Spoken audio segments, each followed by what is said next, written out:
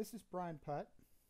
Today I'd like to talk about the multivariate normal distributions using SIPmath. Sometimes these are described as correlated normal distributions. We will set up three normal distributions that are multivariate or correlated amongst them. Here is a blank spreadsheet.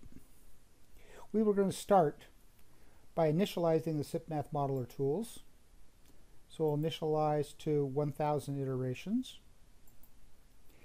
And now I need to define my normal distributions. We'll call them normal 1 and normal 1 to 3. We need to define their means. So we'll put those down as 2, 3, 4 maybe. And then we need to define the covariance matrix.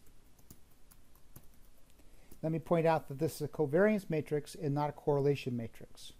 Let's start by making them all the same variances. So 4, 4, and 4. Now what is the covariance between normal 1 and normal 2? Why don't we make that 1.5, and we'll make this 1.5, and this 1.5. And so now we want to generate the random variables. So we'll put the random variables here. Random variables, normal. And we're going to need in our definition a random cell. So we'll just put random, I'll do it like this, and then we're going to point to these three. We're now ready to establish the normal random variable normal distributions. Come up here to generate input, and it's correlated distributions, normal, and the distributions actually are these three.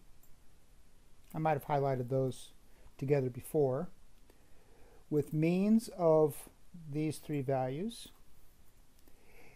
And the covariance matrix is defined by this. It does not have to be totally complete. We just need the lower half of the matrix. And then the random cells, we said we're going to put right here.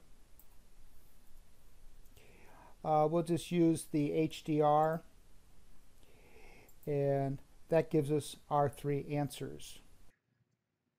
When we generate the multivariate normals, SIPmath adds another worksheet called the SIPmath Cholesky decomposition. And on here it shows the correlation to covariance matrix and shows the Cholesky decomposition matrix, which is used in calculating the correlated variables. We now need some output names. Let's define them as D underscore norm 1 and D underscore norm 2 and 3. All right? This D stands for a distribution.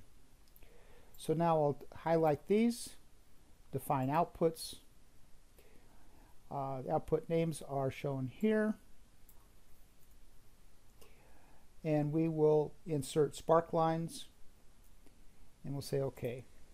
This is the warning message you'll receive if your output name includes blanks. SIPmath will replace the blanks with underscores. It's just a warning, it's not an error.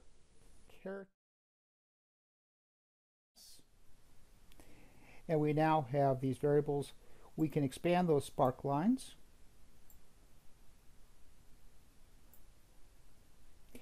And we can take these and get rid of some decimals. Make them look prettier. And we can also make this a little bit wider. So what we see here now is we have correlated normal distributions. Right? Maybe we don't have them. We just have some normal distributions. Are they correlated?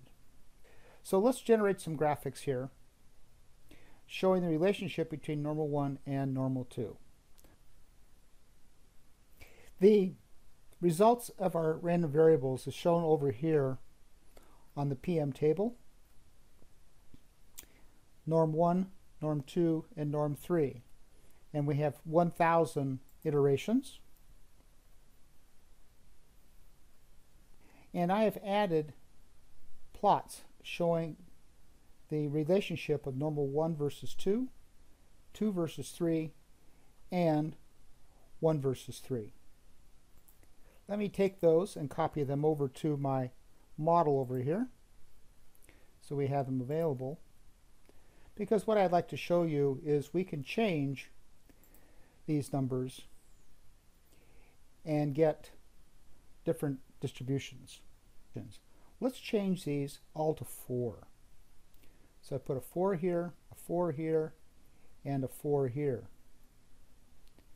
And what I find is that if the variances and the covariances are all equal to the same, they are perfectly correlated and we get straight lines.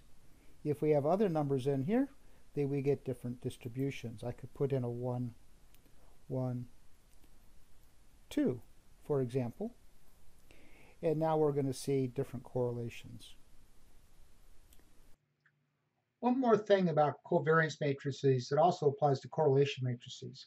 Not all matrices are feasible. So for example, what if norm 2 is perfectly correlated with norm 1, norm 3 is perfectly correlated with norm 1, and norm 3 is perfectly negatively correlated with norm 2. You can see that we get an infeasible solution here. It's just not possible. We put it back here, we've got our straight lines again. So if your model is giving you funny answers, you need to think about that correlation matrix to make sure it is feasible. So that's how to set up multivariate normal distributions. And you can set this up for any size array that you want to. Thank you.